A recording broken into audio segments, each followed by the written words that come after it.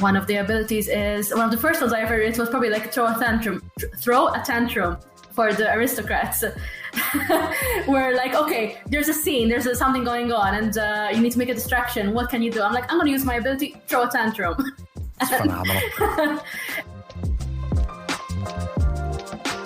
If you've listened to enough of my interviews, I think you can probably tell when I'm really enjoying myself. And this is one of those interviews. I sat down with Chelsea and Fleur Sciortino, and these two sisters made me laugh, taught me about game design, and really are a bit of an inspiration for all of us out there who think, you know what? I've got an idea for a game. Their unique backgrounds and their breadth of experience with all different types of games, I think, have led to Flabbergasted. And the inspiration for the RPG is Faulty Towers and Around the World in 80 Days. You know you're going to catch my interest. Anyway, sit back, relax, and enjoy my time with Chelsea and Fleur. Third Floor Wars delivers interviews, insights, and discussions about everything hitting the tabletop. Rulebooks, plastic models, dice, and cards in hand. Let the gaming begin. Tabletop games let you escape and unleash grand battles and regale epic tales of adventure with your friends. If you love gaming and learning from players, designers, experts, and creators, you are in the right place. Pull up a chair. Craig and Ray welcome you to the third floor and the Tabletop Talk Podcast.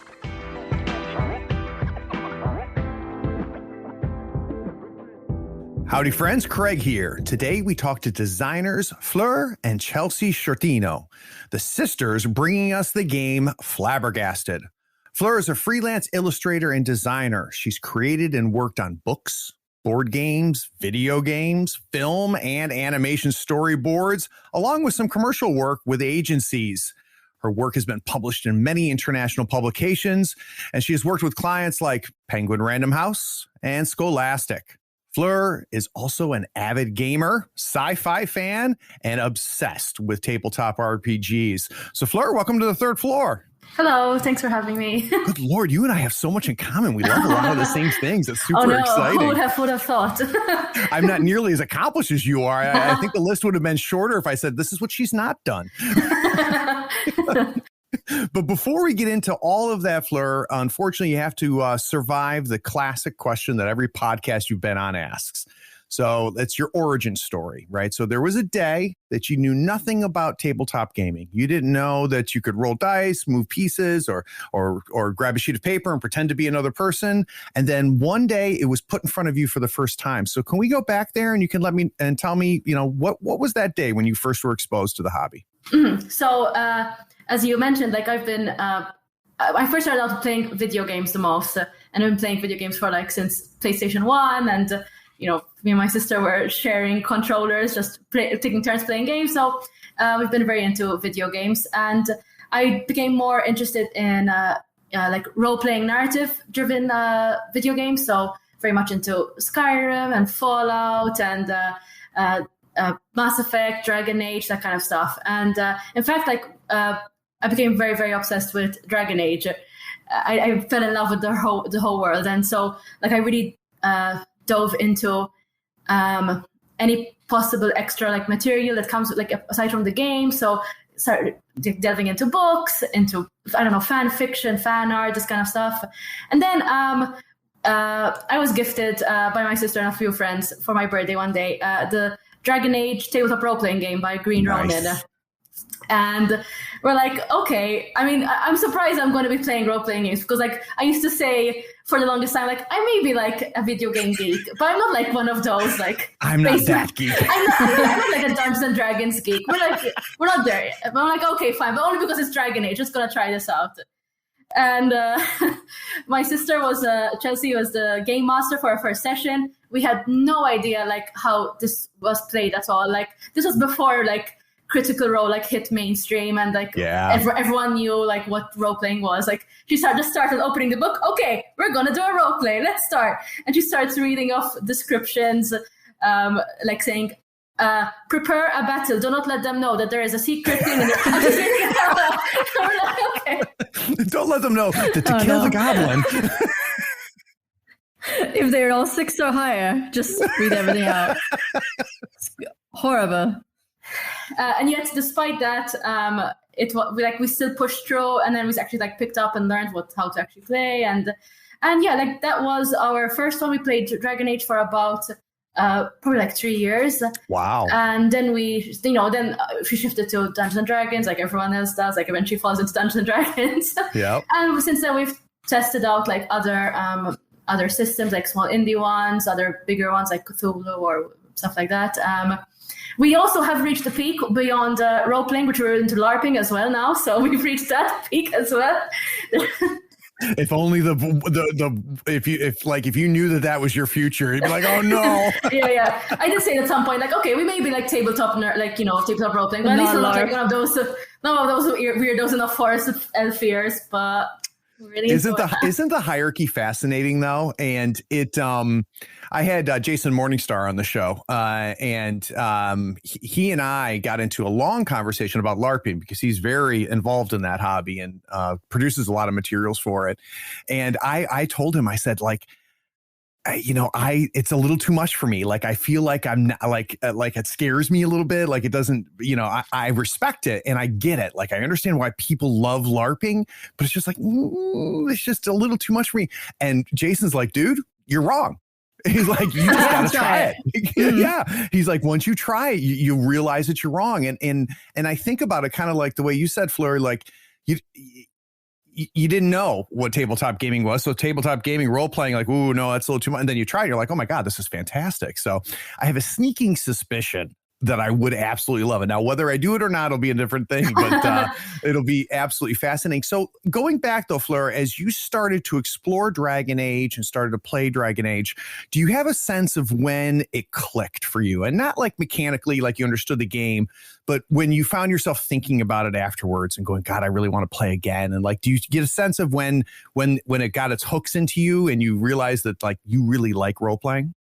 Yeah, it probably happened about maybe half a year or so into getting the game, which is that like first it was playing me and my sister, just a couple of friends, and we were like keeping this nerdy hobby to ourselves, and we didn't really know what we were doing too much. Like the characters were a bit like vague or shallow, and just exploring it. And then like maybe like I don't know, like 6 months later, I told my friends, I'm like, oh yeah, we started role playing a bit. And like, you're role playing? Like I've been doing a forum role playing for like 8 years now or something. Like I have to join and we have to do something together. And we're like, okay. And then we started expanding. We got some more other perspectives of people who've been role playing for a lot longer. Yeah. And then we really lost ourselves in this. I think we started playing at like the right age as well. We were like very early 20s. We were all still in school. We had like lots of vacation leave and weekends were free. And we would have like sessions that would last like literally like 12-hour sessions in a day. That was a dream. Every Saturday. We'd plan our lunches and dinners still together, and we'd do our shopping and then spend all day just delving into this world and really like just losing ourselves. We started drawing comics of our characters and fan art and yeah, so like when we actually expanded to our full group of friends, and like we all became really invested in this. We got to really delve into the lore of Dragon Age as well. So yeah, at that point it like really clicked. And we had already figured out, and by we I mean you, had already figured out that you can go in head first, right? Because that happened with the video game, right? You started playing the video game, and then you found yourself just diving in completely and surrounding yourself with it. So it's interesting that it sounds like it happened again with role playing. That whatever that is in you that says I'm going to I want to surround myself with all of this. It sounds like it happened a second time. Yeah, I'd say so. Yeah, because like I think. When we first started playing it, we were really following the book by the script.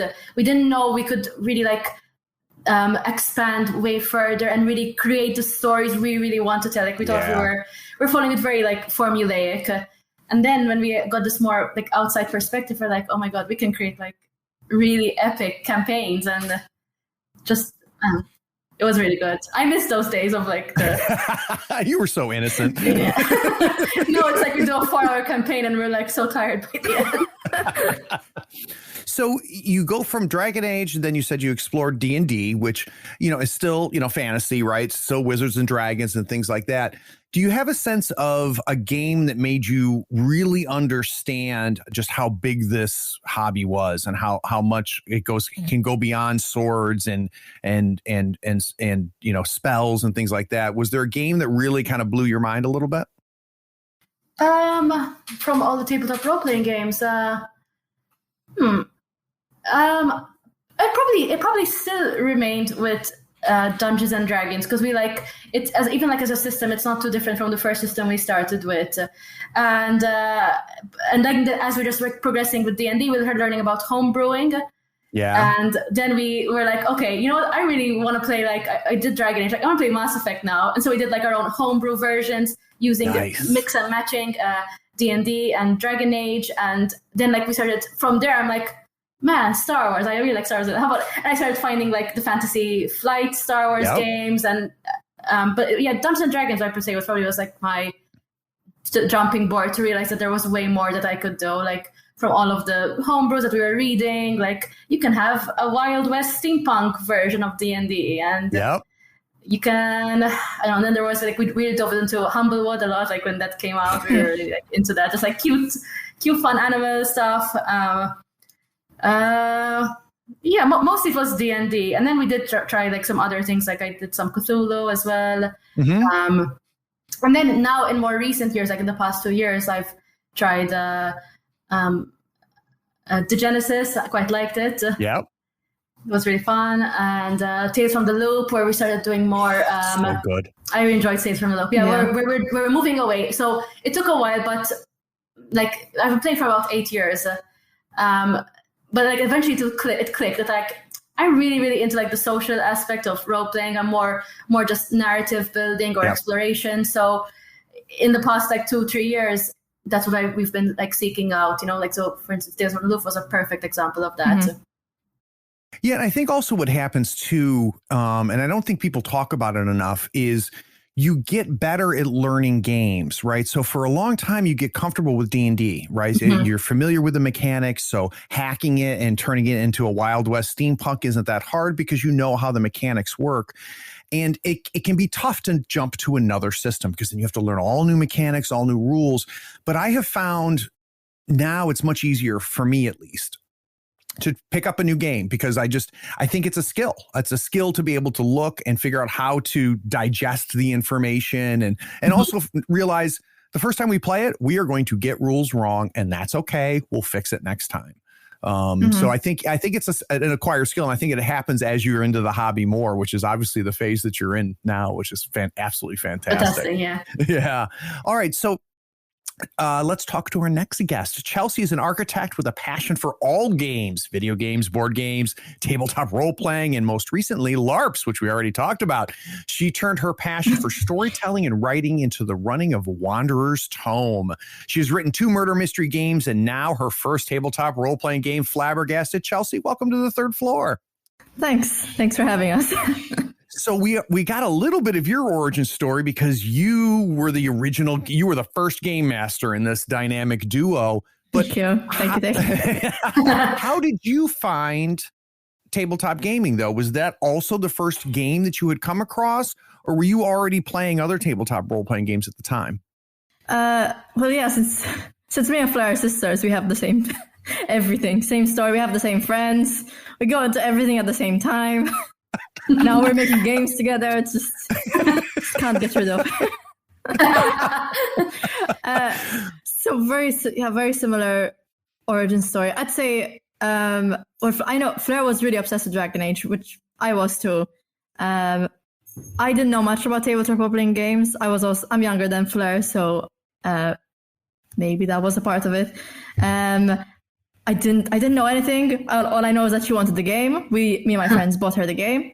I'm like, I'm gonna treat her to a nice session. I'm gonna open this book, no preparation. I'm gonna open this book in front of her, and I'm gonna start reading. That's fantastic. It was garbage. Horrible. And we kept it up. To be honest, it was me and my sister and a couple of friends. We wanted to try this this world of tabletop role playing, because we hear so much about it. Yeah. It felt like it was a step, like we said, when you're playing video games, like, oh no, that's too nerdy. But so many people are into it. And the longer we played it, like Fleur said, I just fell in love with the narrative aspects of role playing. So I don't care too much about battles and dungeons. My favorite parts are always the in-between parts where we're so silly and there's a like montage of buying clothes or whatever it is. Putting on disguises to go to a ball. Like those moments were my favorite and what I remember the most from these past like 10 years of tabletop role-playing games. And then LARPing was the next point, which was a bit too much. And who's responsible for that, Chelsea? Did you drag Fleur to LARPing, or did she drag you? Well, before LARPing, we started the more accessible LARPing, which are murder mystery games. Yeah. Right? And I think probably Fleur started one for Halloween. Yeah. I quite enjoy hosting like parties a lot. And any excuse to put on a costume, I enjoy it. So it was a good way of tying it in together. And like we did our first murder mystery with a big group of friends, and it was the gateway drug. Yeah, exactly. We just bought some pre-made murder mysteries, those. Eventually we kind of felt like we played all the good pre-made games.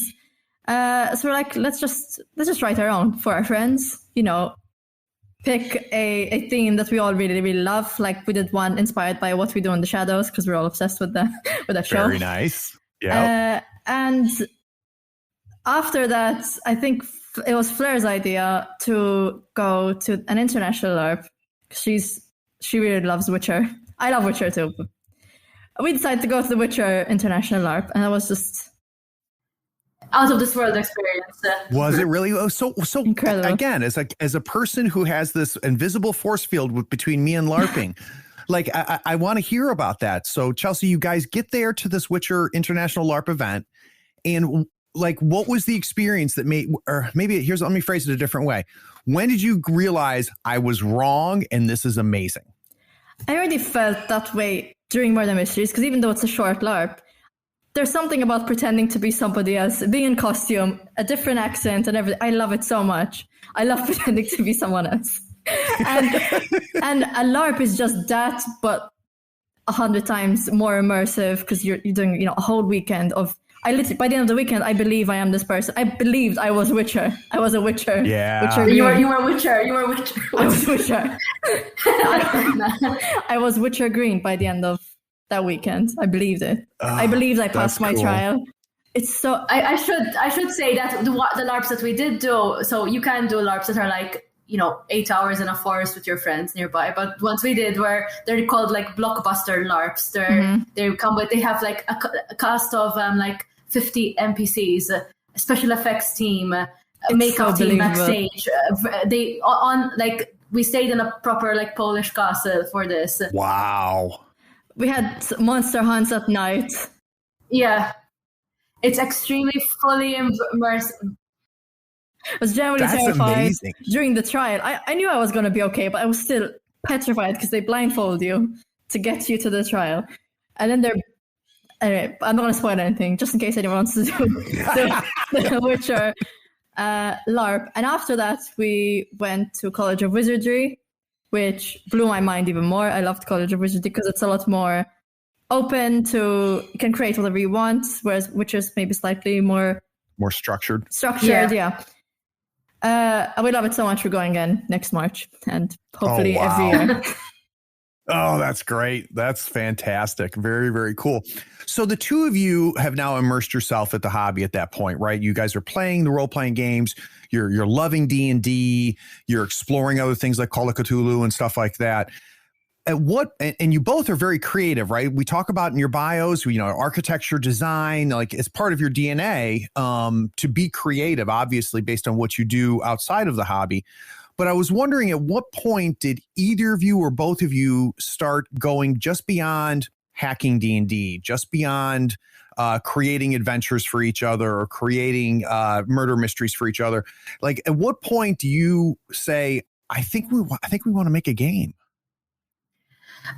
This has actually been building up for a long time because I'm not sure, you can chime in as well. I think maybe it was more on like for me, because I'm more into illustration and comics and kind of stuff. So I've always had, basically, like since the age of like, I don't know, 16, I've always had a project that we've been working at. So it's been, for a while it was comic anthologies. We've done a lot of digital games together, usually like in game jams. At like when I was like 22, I got a fund to do a point and click adventure game with another friend of mine. So just this thing, like where like every year I'm like, I have to have like a project to invest into, you know, my energy and stuff. I totally get that. It's been going on for a long time. It wasn't until the murder mysteries that I started doing this more with my sister. Like you were contributing like towards the end of like our game jams more and more, because you were getting more interested in like game engines, and she did like, even though she studied architecture, like she tied architecture and games together. And yeah, before that I was too busy suffering in architecture, studying it. But as soon as I had time, I really wanted to get more involved in the gaming industry, and we started doing game jams together. After we created, to be honest, creating our own murder mysteries from scratch was kind of the kickoff point for both of us to work together, because we knew they were good. We knew our friends really, really loved them, and they were written out. And I'm like, let's just, you know, polish them, write them out properly, make sure everything's all right. You can do the art and graphic design, and let's you know, put them up online for people to use. And that was our starting point. So we did 2 murder mysteries, put them up online. And we published them during the time when the worst point of the pandemic, when no one could meet up in person. So they were a bit of a flop in like regards to reception. We finished our first one, released it as soon as the pandemic hit. So that was great. We had some people play them online at least, but obviously not the best reception. But not the same, yeah. Yeah. But after that, it kind of gave us the confidence that, you know, we have the skills together to create other kinds of games. And we love tabletop role-playing games. Fleur had the idea, this initial concept that ended up being Flabbergasted. And we decided to, you know, create an idea together and pitch it to a local fund. So, and we did end up getting that fund. So that was how we started making a tabletop role-playing game. We got this arts fund that was enough money to get illustrators and proofreaders, whatever, editors, sensitivity reader, everything you need. Because it costs quite a bit to actually make a tabletop role-playing game. Marketing, obviously we needed quite a decent marketing budget. Yeah. But, you know, without that, it would have been a lot riskier. So luckily we got some funds to at least create the initial version of Flabbergasted. And here we are. Now we're going on Kickstarter. So the Insider Insight series is my opportunity to sit down with designers, developers, artists, writers, and creators and learn how they approach their work. I try to understand their process, inspiration, and methods for crafting their creations. So I want to dive in a little bit more because your situation is very, very unique. One, you're 2 sisters that like each other. That's unique, right? You're supposed to hate each other, but you don't. So that's good. You both... I imagine there's an overlap in your interests and your skill sets, but it sounds like there's also, you know, stuff that Fleur is good at and stuff that Chelsea is good at. When you now approach this, and we're going to have a whole segment about Flabbergasted, but as you approached Flabbergasted, where did you find your roles to be? So where does Chelsea crucial to the process? Where is Fleur crucial to the process? What roles do you play in this process? Well, Fleur is incredibly creative, very artistic. She does the graphic design and illustration, and she has a lot more experience in the game industry than I do. I just love storytelling and I loved writing, mainly fan fiction before, but I would write a lot. and I obviously I had a passion for digital games. I just didn't have a lot of practical experience like Fleur did. But I do a lot of the writing, game design. I am currently working as a project manager, so at least I have that. I keep us on track. It's a big deal. I boss us around. It's pretty good. And recently, I've been doing it mostly by experimentation, but I'm doing a lot of our marketing. And in fact, I just enrolled in a course and I'm going to continue on marketing. Very cool. Kind of kickstarted that passion for me. And I also think it's an important skill for one of us to have.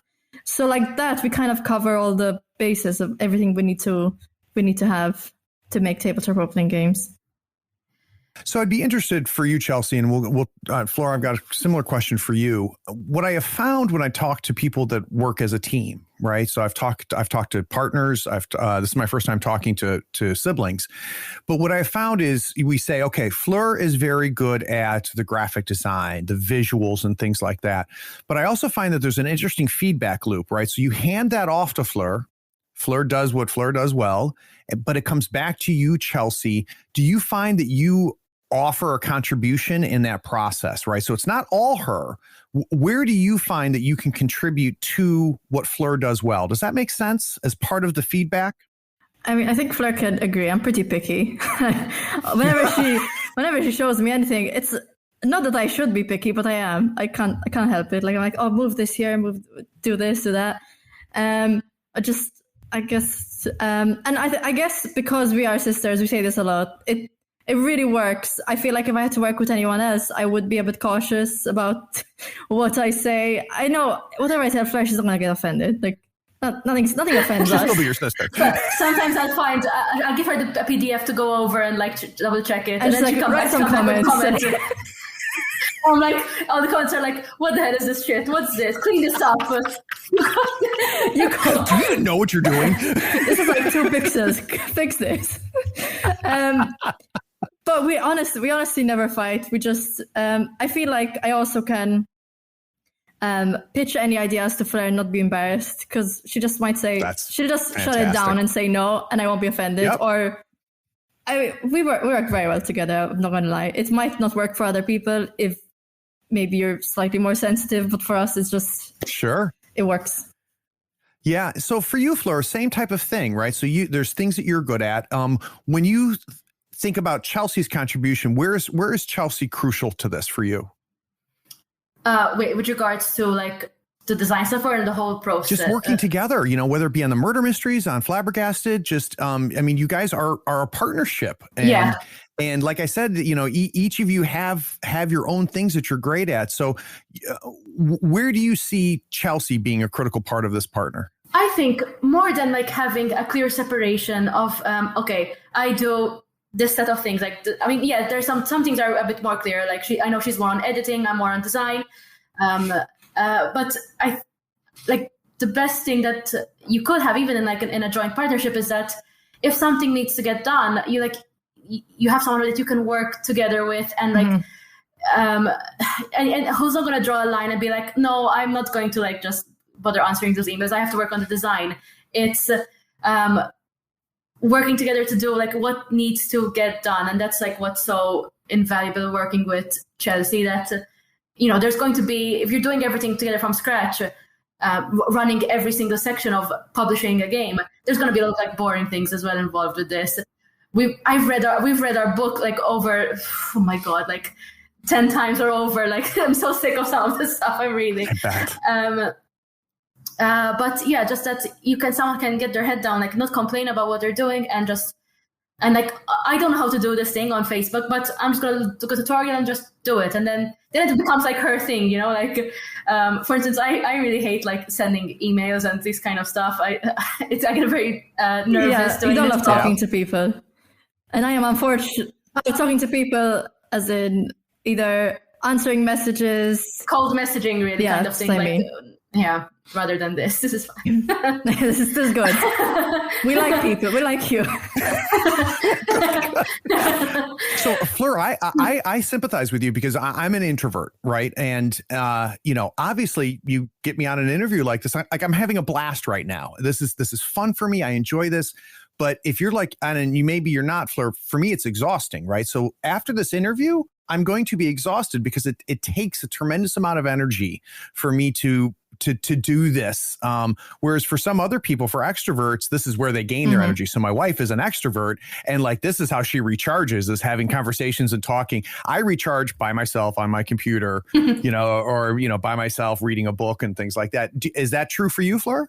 I think it's a mix. Like, I wouldn't say I'm a complete introvert.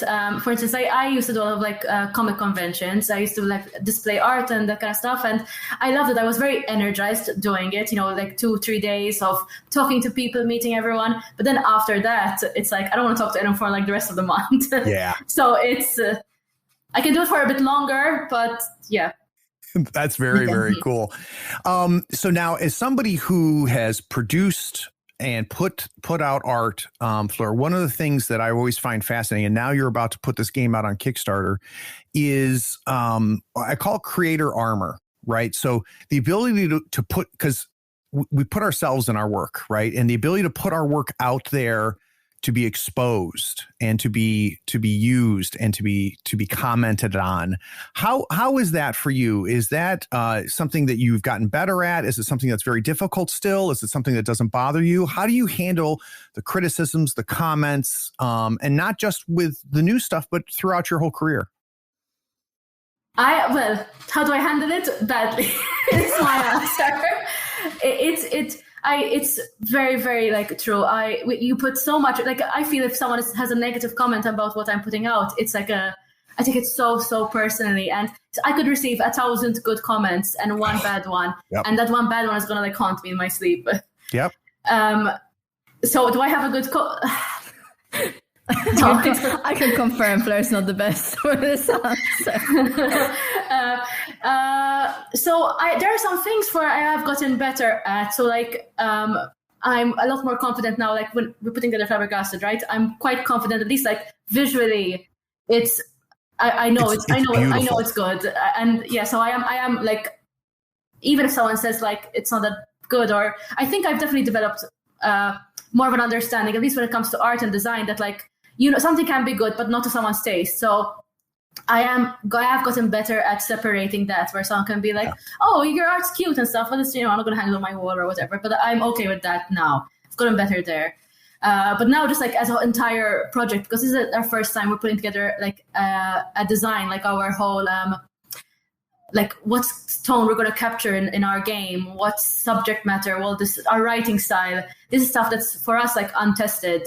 Right. And yeah, I'm very protective over it. I don't have a thick skin for it, and even though all the comments so far have been very, very positive, but if, for instance, like someone played our game and then at the end they're like, "Oh yeah, it was nice, I had fun." I'm like, "That's it? That's all?" You're only gonna say I'm the same way. Do you know how much work I put into this? I'll just say, like after we worked for months on Flabbergasted and we had our first playtesting session and we got positive feedback after everyone left. Fleur told me, "Did we actually create a good game?" That's phenomenal. It's actually good.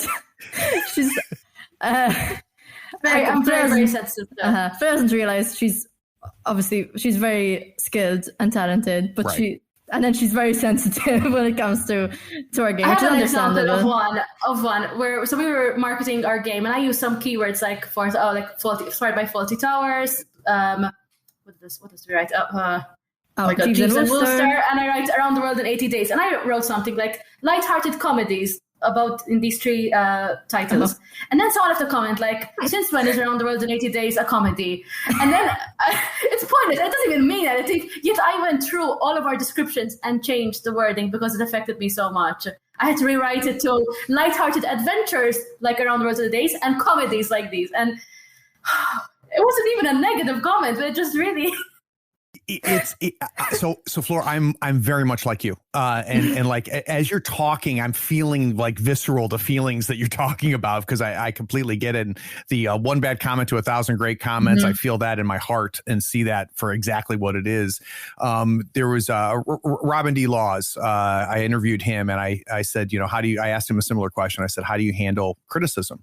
And God, I wish I could be like him in this respect. He goes, I just know that game's not for them.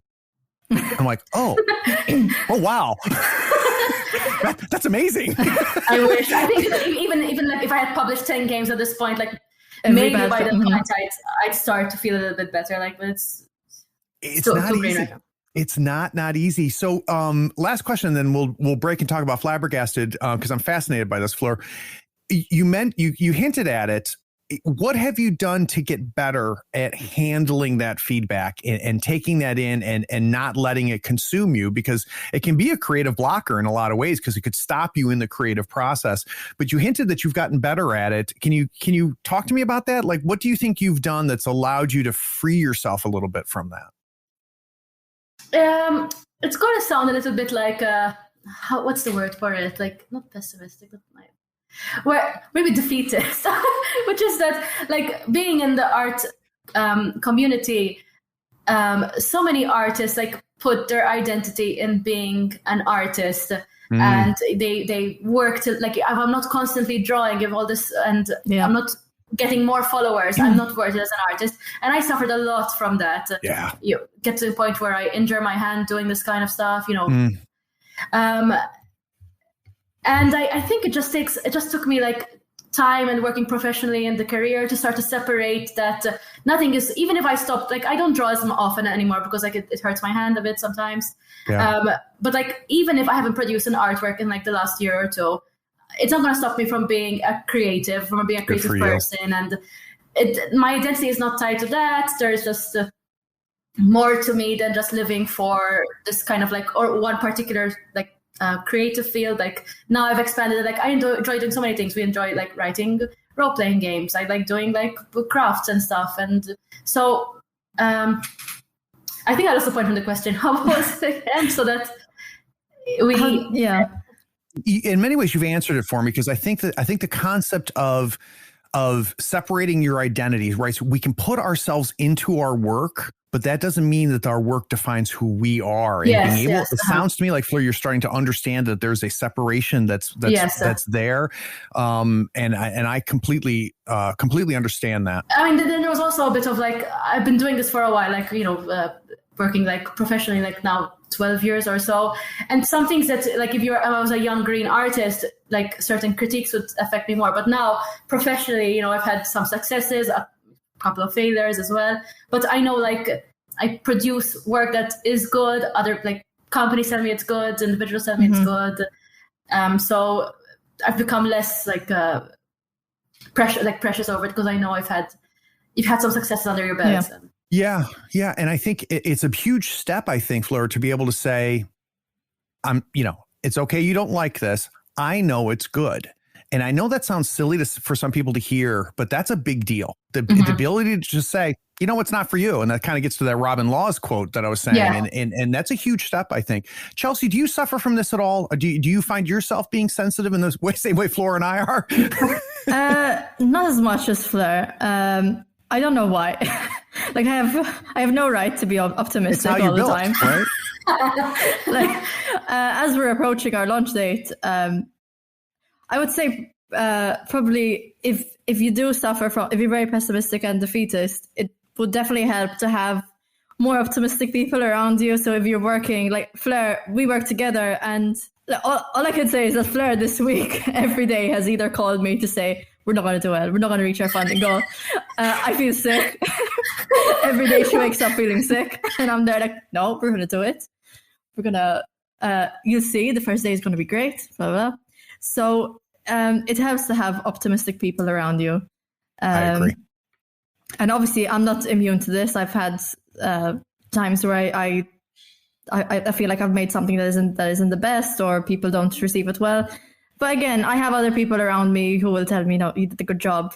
Sometimes you just need someone to remind you, like, what are you talking about? Like, I had a point where I wanted to quit art completely. And then my dad told me, he's like, you just had like a really big book deal this year. They sought you out from America, whatever. And you want to quit? I'm like, okay, you're right. It helps. It helps to have people around you. I have no tips on how to figure that out on your own, because when you're pessimistic, it can be hard to get out of it. So having people around you is the best advice, I think.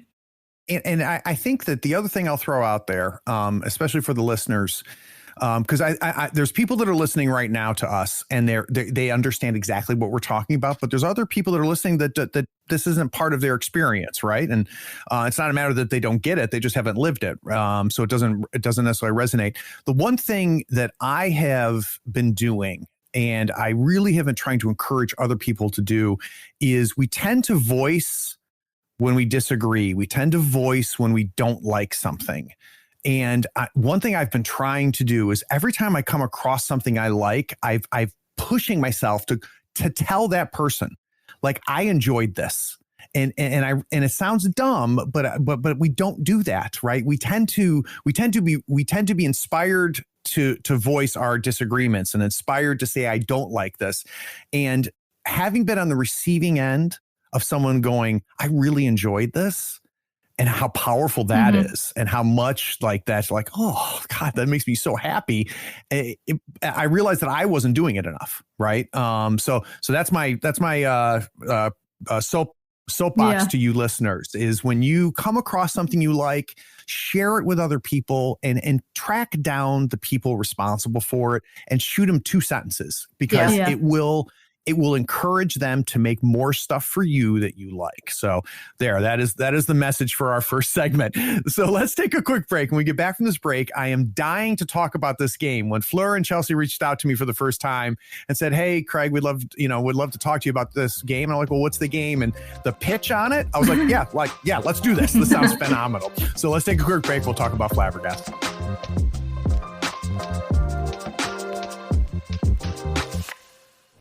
If you're an athlete, you know the greatest motivator of all is the fear of letting your teammates down. After all, a team is only as good as its weakest link. So you owe it to those wearing the same jersey as you to be your best every time you step on the field. That's why there's no vape in Team. When you vape, you can expose your lungs to toxic chemicals that can damage your lungs. If you're a step behind, the team's a step behind. Brought to you by The Real Cost and the FDA. Hi, I'm Alexander Zdanchuk from Riga, Latvia, and I'm a patron of Third Floor Wars. Those guys open the beauty of Malifaux 3rd Edition to me and continue to provide tons of great content. You can support them too. Follow the links in the show notes below or search for Third Floor Wars at patreon.com.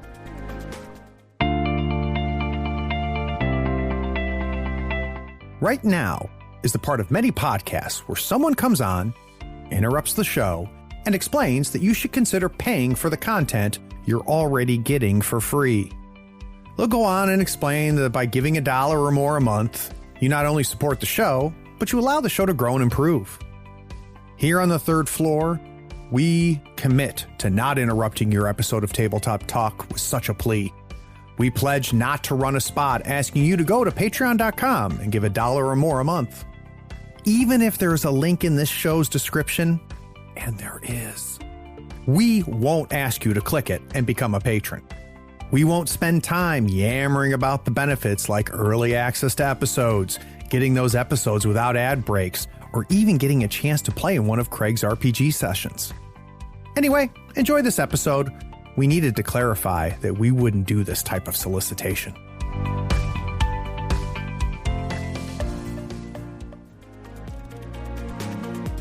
I'd like to take a moment to give a shout out to some of the original patrons that started us on this journey. Special thanks to Jesse Ellis, Sam Newman, Nick Westbrook, Jim Ortiz, Kevin Smith, Keith Suderman, Matthew Riddle, Dane Leargard, Jeremy Peace, Wookie Gunner, Chris Blue, Vaslav, Kim Otto Nielsen, Rolf Randall, John Haas, Cody Hyatt, Michael Roper, Ambrose Ingram, Pudgy Hobbit, Kaiser and Crimson, Brandon Sommer, Jason Reddy, Jason Burry, Kylie Woodland, Brian Schooner, Alan Volts, and Owen. Because of you and the 100 other plus patrons, I'm able to put out content on a regular basis, and I appreciate it.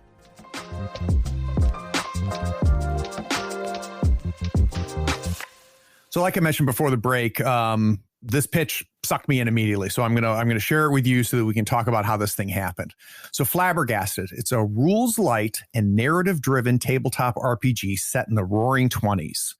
Comedic scenarios and lighthearted adventures are the heart of Flabbergasted, drawing inspirations from Jeeves and Wooster, Faulty Towers, and Around the World in 80 Days.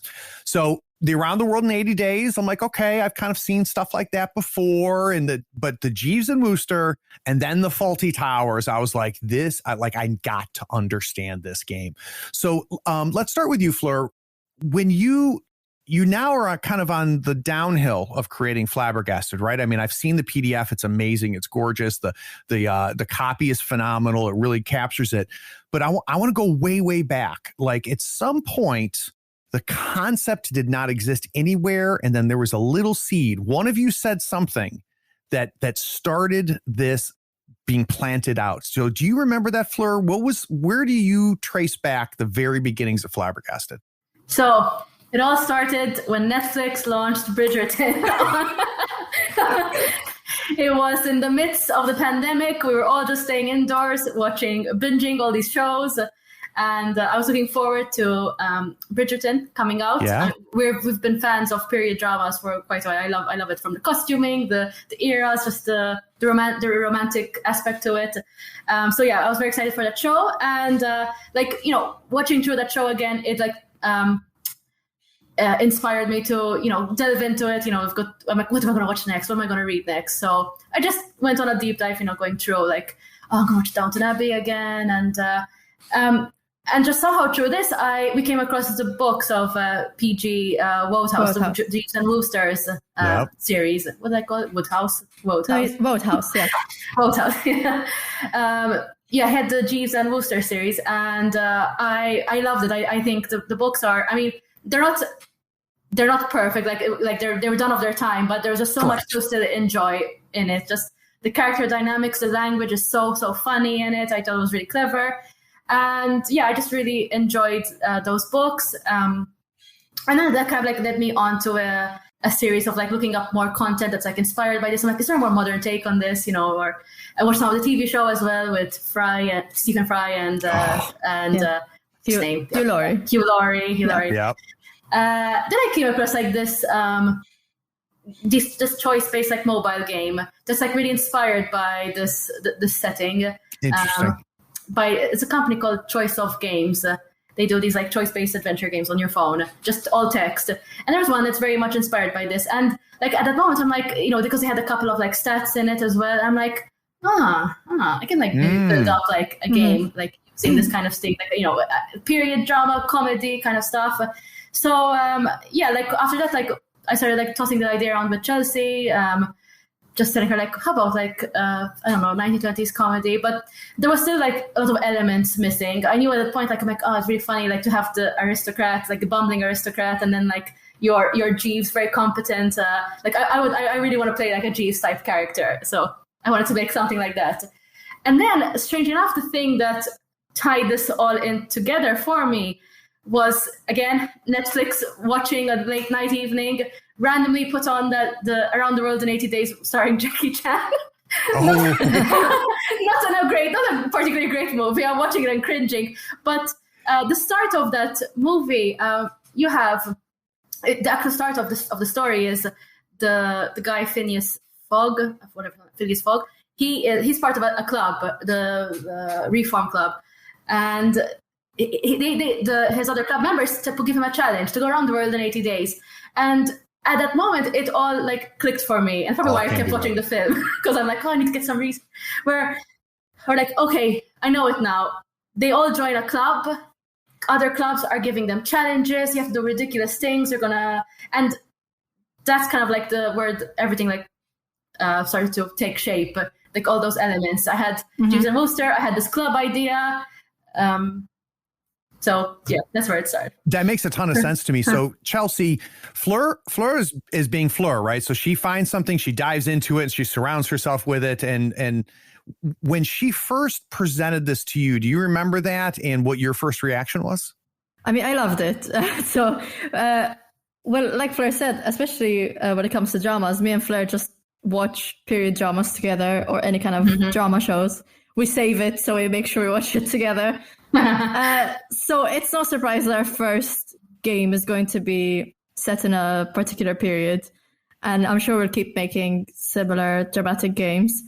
But I don't remember. Did I when I told you the idea, did I have a little document as well? I think no. I think initially you told me to play that Choice of Games game from Choice of Games, and I played it, loved it. That was a great idea to do something in this period.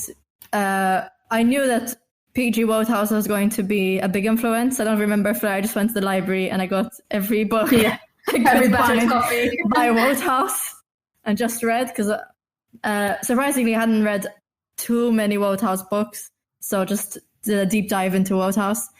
And it just kind of, I loved the idea, so there was no hesitation. We just were like, yes, this is it. Let's just keep reading as much as we can, figure out characters. Then when we had the idea for the social club, it fell into place. We're like, okay, this is a perfect way for a group of characters to band together and have adventures. And we were. I think I created like the whole first pitch document where I formulated all the ideas. I had all the archetypes of like the character classes and even just all the language, trying to capture it. I just sit at my laptop and I go pacing around the room. I'm like, thinking in my head, and I'm like, okay, no, it's a good idea. I remember the first pitch. I don't know if we still have it, but I remember the first pitch was, let's say maybe a page, and then like 5 pages just of language that was used in the 20s as gaming. that we still have, and it's in our quick start as a lingo sheet. But that was the first pitch. So we have the concept. We have a clear sense of how we want this game to look and feel, right? Because you've got very clear inspirations. You've got a clear sense of that. At what point do the mechanics come into play? At what point do you start thinking about how are we mechanically going to make this game? And where did that start? And who was the most involved in that process? It started quite early on. We knew that we wanted to go very like rules light and very cinematic as well. So it was inspired by Tales from the Loop, where they have very minimal kind of roles and characteristics for these for a character. So immediately started building up on that. And then the biggest part of the mechanics were our scene cues, which is like what a character is mostly going to be using rather than roles. And scene cues was inspired by like the concept of I think it's in Blade of the Darks, where Blades in the Dark. Blades in the Dark. Blades in the Dark. Blades in the Dark. Darks. Where they have like these moves. It's a contained like the description of like what can you do with this move. But instead of them being physical, we did them narrative based. Mm-hmm. So I'm like, actually, I think I was also a bit inspired by like ad lib style of things. So where you can like fill in the blanks of the narrative. So let's say that there's a scenario, right? And you have these scene cues. You have every character has 15 scene cues, and they're all the narrative abilities that you have. So for instance, one of the abilities is one of the first ones I ever read was probably like throw a tantrum for the aristocrats. Where like, okay, there's a scene, there's something going on, and you need to make a distraction. What can you do? I'm like, I'm going to use my ability, throw a tantrum. It's phenomenal. And so I started building up on that. Like we started off, I had this idea, and then the hardest part was like coming up with actually 15 scene cues and testing them out to make sure they were coming up with really clever naming, because we had to start it off with a clever naming convention for them. They couldn't be basic names; they had to be like puns. Once you started, we had to continue. So yeah, like the rules, like it's a lot of back and forth. I when I write, I like to pace around the whole house, so I keep pacing, and I run to my computer and I write down the ideas. Oh, that's great. So when I read through it, and I got to tell you, there's a lot of neat ideas in there. So many neat ideas, and it's a game I want to play. So spoiler for everybody watching or listening, I'm gonna back this project. Which don't be too complimented by that, because I've got a Kickstarter problem, right? Anything I find remotely interesting, I back. But this there were some unique things in there. But I'm glad you mentioned Blades in the Dark, because I was, when I read new stuff, I always try to figure out what the DNA is, right? Where are some of the things? Because as original as things are, there's always something in there. Mm-hmm. And I did notice a lot of Blades in the moves idea that you talked about, Fleur, but also I love the idea that the society also has their own sheet, which is very much like the cruise sheets in Blades in the Dark. Is that something that it's a coincidence, or did you see that mechanic in Blades and go, that works here as well? It's a half coincidence, which is that I started off with the idea of the social club and having its sheet and that kind of stuff. And I wanted to do some and flesh it out more. And then like my partner, who was quite a fan of Blades in the Dark, I've never played it though properly. He's like, you should check out the cruise sheets in Blades in the Dark, like read the whole chapter on it. And so I read through it. I got some ideas from it, like how they build like on their, not their territories, I think, like and we changed that to like rooms. The claims. Yes. Sure. Yeah. So instead of like claims, I reuse like some of the layouts for like to expand like the physical building of your club and add more stuff to it. Add more members Yeah, but I think it's a very important, like the whole club idea or dens or whatever. It's such a good way of banding a group together, and people feel like so much ownership, and they like to care for like, you know, like, oh, this is our clubhouse, like we're gonna like deck this out, make it really cool.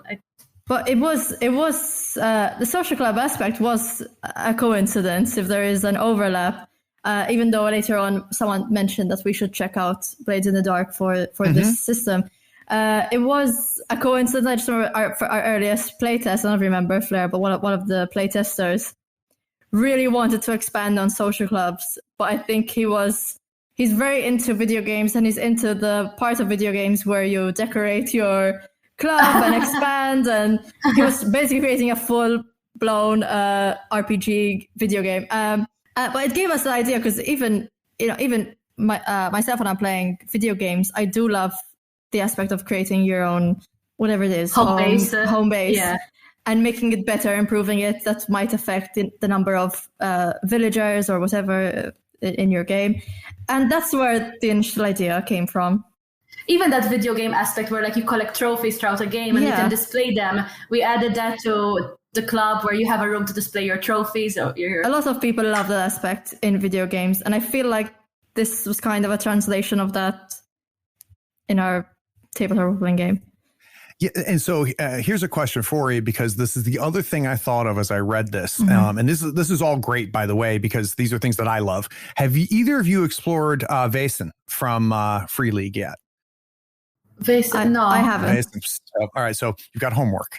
So because you already like Tales from the Loop, right? So Vaesen is a Nordic horror game that's put out by Free League as well, and in that, there's a society, and it's a society that has what's called the Sight, where they are the only ones that can see the Vaesen, which is kind of these demonic fairy type things, and they hunt them down, right? So it's a way to create a Call of Cthulhu type thing where you have a society, but your experience points in the game go to your headquarters and go to the building where you're based out of. So I think the two of you will find it interesting because there's a flavor of that in there. And it's what's great is, how do I put this? It's not the part that excites me about Vaesen, but it was the part that excited me about Flabbergasted. So what you guys have done with Flabbergasted attracted me to that mechanic, which I was not like. For me, it's just a throwaway in Vaesen, which I love that game. So now I've given you homework as well. So that's wonderful. I've seen it on Kickstarter. Haven't played it. And this, I don't want to turn this into a Vaesen podcast, but the book is so gorgeous and so beautiful that if you never play it, it is well worth owning. It is one of the. It's just so pretty. It's so pretty. Tales of the Loop is the same. I could gush over Free League's products, or just even if I couldn't care less about the content, it's a nice art book. Got Mark Borg on the shelf. Got the just worth having. Loop and and you know, and their pattern is interesting because it's they find artists, right? So that's how Tales of the Loop came from. They found the artist, and they're so inspired by the artist they make the game. Vaesen was the same way. This the person whose art had put out books, and they fell in love with the books, and they're like, we need to make a game about this. But I find it interesting that you, without even realizing it, take you have that idea from Vaesen, you pull in some stuff from Blades in the Dark, and for whatever reason it just clicks, and it makes me very, very anxious to play that and to feel that part of the game. So let's talk about play testing and iteration. So there's a whole period of time where it's just Fleur and Chelsea going back and forth and building ideas, and Fleur's pacing around and running to her laptop, and Chelsea's saying this is garbage, and we're just going all over the place. But when was the first time the game was exposed to outside the two of you? We had the first playtest quite early on, like literally like 2 months into, like I think I put together the character sheet on the day of the playtest. Really hideous thing. But it barely had, like, I think I wrote, like, they had 4 scene cues. I'm like, that's it. You can't pick anything else. There's no options. Just these. Just try them out. And immediately started playing that just to see if we could get the flavor and the setting down first and see like what they thought about. And then it was like, it was very funny, very spontaneous. But I even started picking up some other things where you know, as Chelsea mentioned, like one of them said, "Oh, I want to have a club that I can explore and like build in the basement. And what if there's a secret?" And I'm like, okay, you're getting it to like clearly you want to play D&D, so go. But there were still like lots of like good feedback to add to it, so that we really built up on the club. At that point, like that was a thing that we hadn't really fleshed out. Mm-hmm. So then I think we had quite a break from playtesting after that. I'm actually looking up our playtests while you're talking, because I didn't think to go back. I forgot what happened in our first playtest, but apparently, from the first playtest, they came up with the idea of upgrading the social club, and also for the social club having its own sheet. So we didn't have a sheet before that. Isn't that interesting? The social club. Yeah. Uh-huh. And even having the number of members change at the end of episodes. This all came from the first playtest. Mm-hmm. That's really cool. So I'd be curious, Chelsea, if let's pretend that I sat in on that first playtest, right? And then I don't see the game after that. And then I sit down and I play what we'll get when the Kickstarter fulfills. What would I see has not changed? So what would I have experienced in that first play test that I will see again when I play the completed game? Well, for starters, the archetypes have not changed. Wow. That was the initial idea from all these shows and books that we've read, and it stayed the same. You have 4 archetypes. We didn't feel we needed to add more. They're all obviously some of their like their scene cues and things like that obviously have changed, but the actual archetypes have not changed. The idea of scene cues has not changed. We just added more.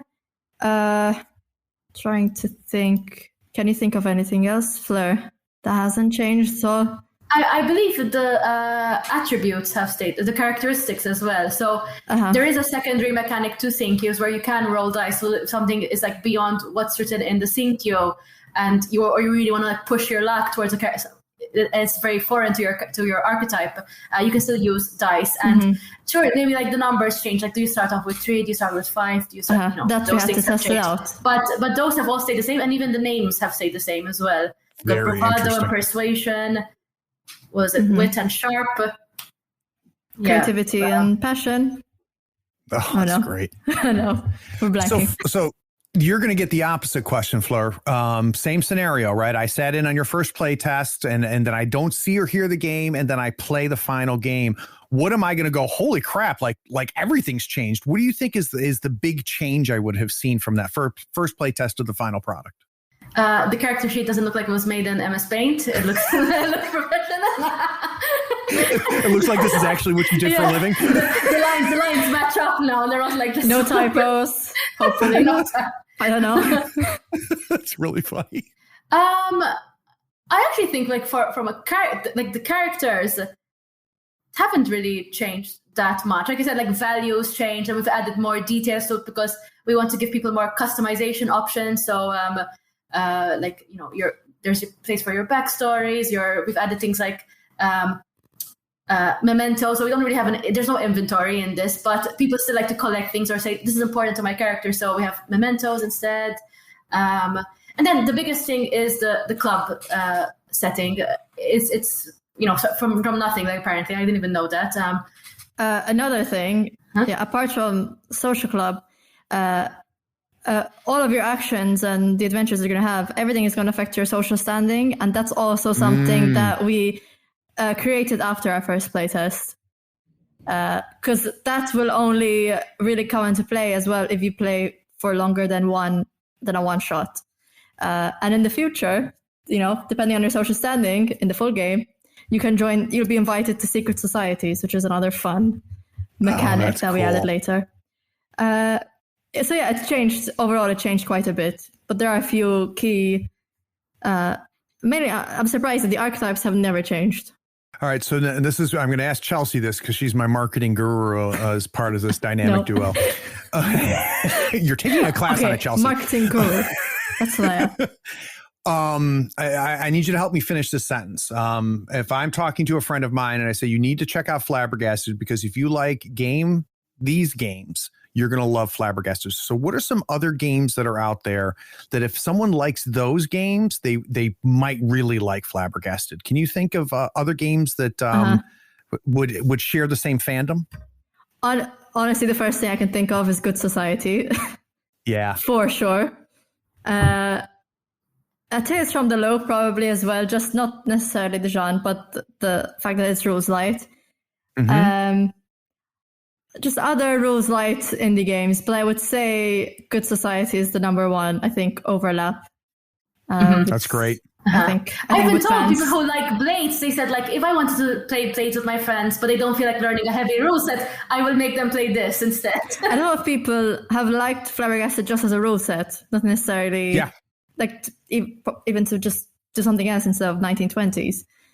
And I haven't played yet, right? I've only read it. And I think that's where I am right now too. And of course that'll change when I play it, right? I'll see other things because you can read a game a million times, but until you play it, and you have to play with different groups to really start to digest the whole thing. But I think my pitch would be if you like Vaesen or Blades in the Dark and you want something that has also some faulty towers and some good society in it, that's what this smells like to me. And I'm really anxious to play it, but that's what it smells like to me. So last question I always ask all my guests is, I want to know what you love right now. So we'll start with you, Chelsea. What are you playing right now that you have had, because not Flabbergasted, maybe not, stuff that you're doing for Flabbergasted. Is there something that you're playing now? It could be a board game, a video game, a tabletop role-playing game that you're obsessed with right now. What's bringing you joy that you have not created or you're not playing for Flabbergasted? Pretty different, but as Fleur knows, I'm very obsessed with just cute, simple, chill games. When I come home, I want to relax. I want to play some Animal Crossing. So yes, some Stardew Valley. When it comes to tabletop role-playing games, Fleur knows I really, really loved Humblewood, and I GM'd that. I love cute. I love happy That's things. Good. I really like playing episodic narrative games. Video games, and I do play a lot of board games. I have a ridiculous collection here. So do I. I get that. Yeah, there's two hobbies, right? There's playing board games and buying board games. They're two different games, two different hobbies. I buy way too quickly for me to play them. Exactly. But I really like cooperative games then when it comes to board games. What's a cooperative board game you really love? Well, not I was going to say something else, but I really love Wingspan. Just want to mention that. Oh, I have. Can you believe I've not played it yet? And really which is embarrassing, right? Because like it's like the biggest thing for the past 2 years now, and I just have not had. And it's because of the pandemic. I just not had a chance to sit down and play the damn I would say I'm the kind of gamer who's just way more into aesthetics and the theme than anything else. Yeah. Like I cannot play any horror. I cannot play anything that's dark visually. I want to be chill, no stress. I hate video games that have sneaking in them or anything where I'm agitated. No, thank you. You have enough stress in your life. You don't want that to be part of your relaxation. Let's try to think of what. So don't buy Vaesen then, by the way. I'm gonna get Vaesen. We'll let Fleur buy it. I still want to. I want to for the art. That's so good. Don't know. We play, even though it's a bit too close to home, we play Pandemic quite a lot. Board game. Yeah, great game. It's a great game. It's a great co-op game. Yeah. So how about you, Fleur? What are you just jamming on right now? What are you loving that lets you enjoy and unwind? I'm gonna be a bit boring, but I'm mostly just reading these days because I try and avoid sitting so much at my computer. Good for you. So it's mostly I've really delved into reading this year a lot. We started a book club together as well. Sorry. Yeah. Nice. Our mini side project. I did finish Life is Strange, the new one, recently. It was very cute. Life is Strange, 2 colors. And I'm gonna maybe buy Deathloop this weekend. I can't decide if that interests me or not. I hear people talk about it, and the people that love Deathloop, but I can't decide if it's for me. Well, I really love Dishonored, so yeah. So I probably will like this. And also another game I really, really want to play. But I'm probably going to wait until after the Kickstarter campaign. Like, it's just been too chaotic. Yeah, which is obviously. Oh, what's it called? Disco Elysium. Oh yeah. Yeah, I really don't play that. It's a narrative, like a point and click kind of game. But I can't even explain what the setting is. It's so trippy, and you play this cop who wakes up without a memory and trying to piece back your memory, but you just have to look at it. It's beautiful game. The art design is gorgeous. But again, it's a narrative-driven game, so I love point-and-click adventure games. And yeah, not too much playing. For me, maybe like after the Kickstarter campaign, I can like dive into some other games, but mostly just reading. So we're recording this right before the Kickstarter comes out, but by the time you're listening to this, the Kickstarter is out there and it's live. When you scroll down, you'll see the link to it. You'll see me talking about it on Twitter and things like that. I've also, a lot of stuff that we've already talked about, I'm going to link in the show notes as well. But for people listening, we'll start with you, Chelsea. If someone wants to get more Chelsea outside of Flabbergasted, is there anywhere they should go? Is there a Twitter account, or is there Instagram, or is there any place where people can interact and kind of look at your stuff more? So I'm on Twitter as Cheltator. Nice. And you can find me on Instagram as well as Chelsea SCI. I mostly chat on Twitter these days. So Beautiful. If you ever want to talk, or just tweet at Wanderer's Tome, we're there all the time. Excellent. And how about somebody who wants more Fleur? So on Twitter, I am also Flirtator. That's really funny. You have to have the same last name, right? Your sisters. We literally created our Twitter accounts on the same day. You're like, what do you call your account? She's like, Flirtator. Oh, okay, Flirtator. Sure. And then I'm just Fleur Chortino. Check spelling on the show notes on Instagram, and there's some like art there. And there's my website as well. It's also fleurchortino.com. Wonderful. So guys and gals, follow the link to the Kickstarter. Check this game out. You're going to notice that it's unique. It's gorgeous. The setting is fun. The approach is fun. It's different than anything that's on your shelf right now. So be sure to check it out and join me in backing it. Chelsea and Fleur, this was a phenomenal hour and a half, 2 hours with it. So thank you so much. Thank you so much. Thank you. Me too. It was great. And we'll come up with an excuse to have you guys come back on. But I also appreciate you listening right now. You sat through this whole thing. You listened to this whole thing. And I appreciate you doing that. Take care. Hey, did you hear that? You leveled up. You finished another episode of Tabletop Talk from Third Floor Wars. If you want more from the Third Floor, follow us on Facebook and Twitter. Head on over to our YouTube channel. It is packed with painting tutorials, gaming tips, battle reports, and role-playing actual plays. Did you enjoy this episode? Why don't you send a link to one of your friends so they can enjoy it too? Last but not least, write us a review on your podcatcher of choice. This helps us find listeners almost as cool as you.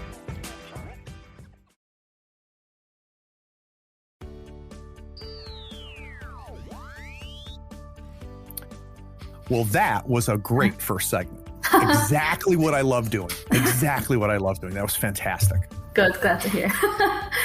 Still not used to doing interviews. We're getting better. You're phenomenal. You both are phenomenal. You're both very, very good at it. And you're being very generous. As far as taking things where this is great. All right. And this might be different than some of the other interviews you do. We'll start off talking about what Flabbergasted is. Mm-hmm. But what I really want to understand on this podcast is the process. and I want to understand the inspiration. So we're going to talk about what it is, but I want to figure out how it happened. Does that make sense? Yes. So Yes. you'll notice that's where my questions will be, just so you know. That's fine with me. I hate giving the elevator pitch of our game. I'll just be like, just look at the game and then ask me. Go on our website. And I'm going to do the little elevator pitch based off of your copy. So Thank we you. don't even have to spend a ton of time there, because I'm the same way. I want to figure out how this damn thing got made. So, all right, I'll bring us back.